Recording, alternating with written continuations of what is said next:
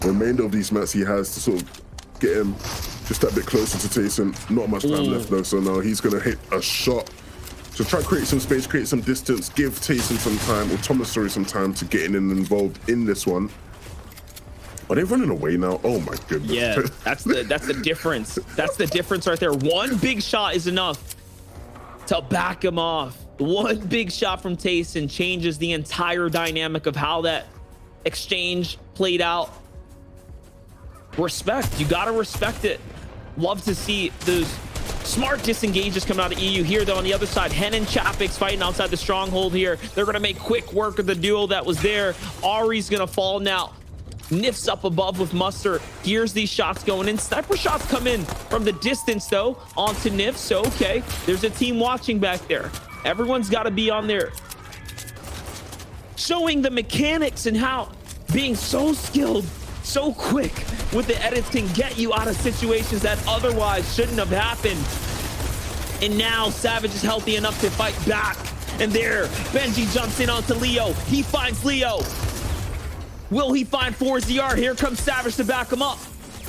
Should be enough. There it is. The Surge does the rest, and they find another one. 2 eliminations now for Benji and Savage. A 2-point swing. Placement being given out.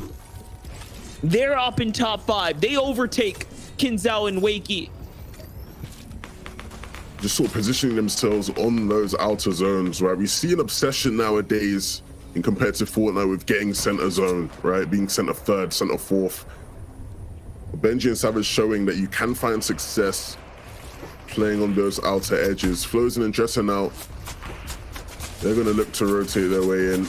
We've done a great deal of, you know, talking about Scram and Refscard and Dretta's trio teammates and how successful they've been. And Dretta now and Flo has not been able to find that same success today. Yeah, not what they're looking for, but they're still in top 15, right? Like, they've been there, just not quite where you want them to be, not quite with that one pop-off game.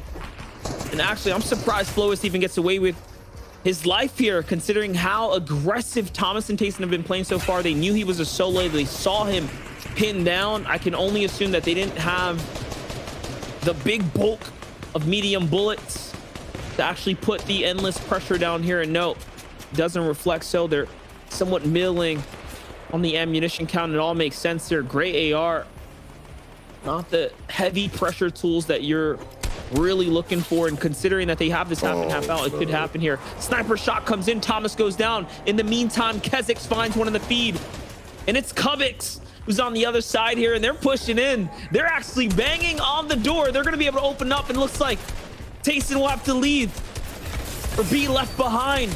In the meantime, Benji finds one, but no, Thomas is fighting back. Thomas is trying to see if he can actually save this moment. He's staying here.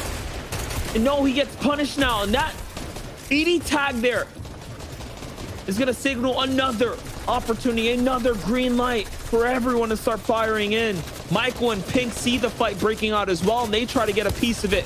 Clement's going to fall to Flois there. Thomas fights back. He finds a big knock off the Cubix. A little bit of a response fire, if you will. Some payback here. Has to switch to heavy material.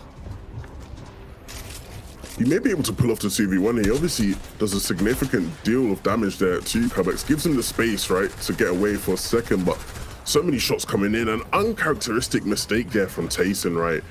We credit these guys for being such great players. Their awareness is so high, and you'd expect Tayson to know, look, Storm Surge is going to start to activate, right? I don't need to open up a window. We're above. Players are going to be looking for opportunities like that one. And Cubix and his duo, they did a great job of finding that snipe onto Thomas. That's going to leave him alone now for the rest of this game. Pink and Michael up above here. They've not the best of HP, but definitely some nice positioning.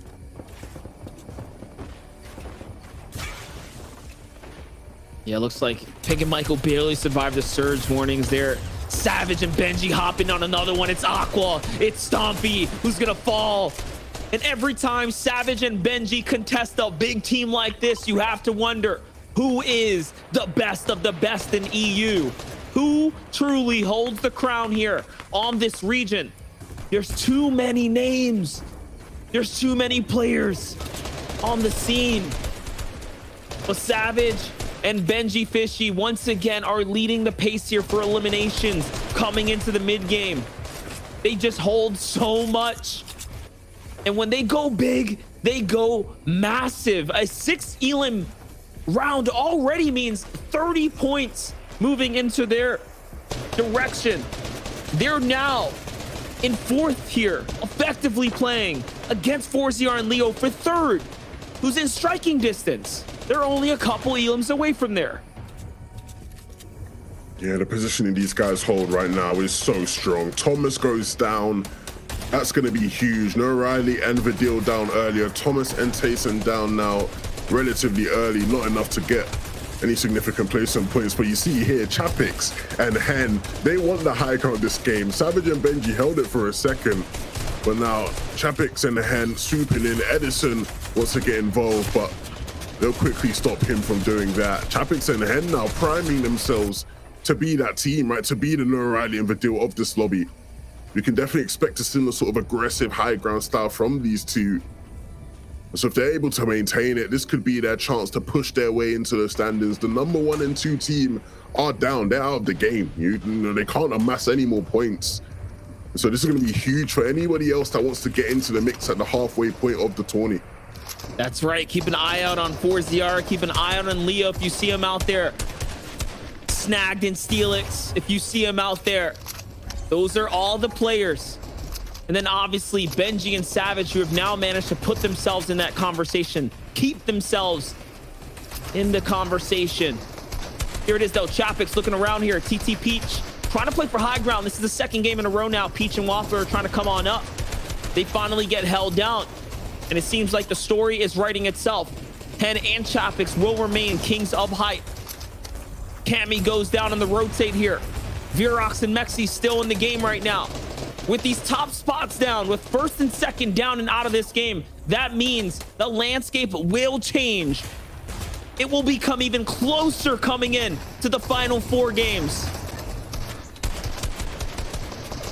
You can see now Chapix applying all that pressure. Benji does go down, and so Savage will shortly follow. Savage and Benji out of this one now.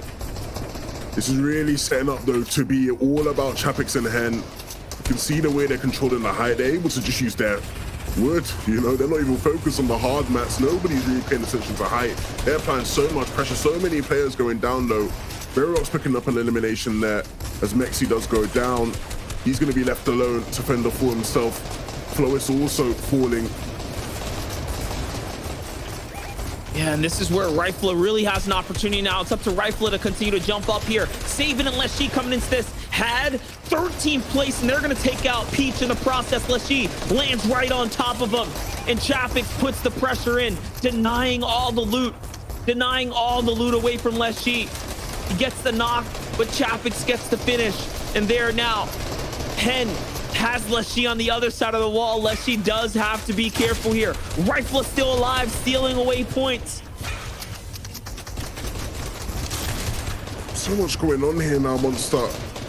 You can see the carnage on the low ground. Verox finally going down. All these solos congregating around the river. For the ones that have no mats left, it's going to be really difficult. They're going to find themselves swimming under builds. Once you're swimming under those builds, you can easily be found. And even if you're not, like Mappy here, or Nate here on the edge of the zone, the high ground team will give you a rough time. Lechi now looking to try clutch up solo. We've seen him do it before in trios. Can he now carry Savin on his back? There's so many points here as well. Leshy was the upsetter for Mr. Savage and Benji.